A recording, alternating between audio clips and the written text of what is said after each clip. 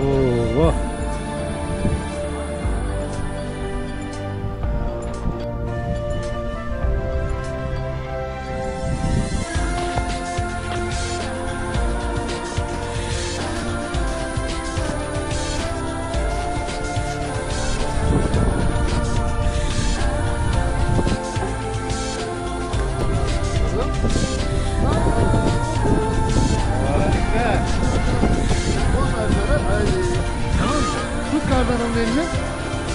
Evet. Tarih 29 Aralık 2024. Çataldağ'dayız. Kar var. Kardan lav yaptık mı? Evet. Nasıl kaldım adamımız? Güzel değil mi? Güzel. Harika. Çok güzel. Adın ne senin? Elle baba. Ne? Eylül Meva.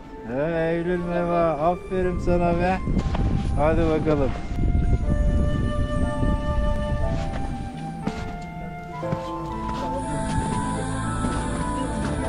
Allah'tan.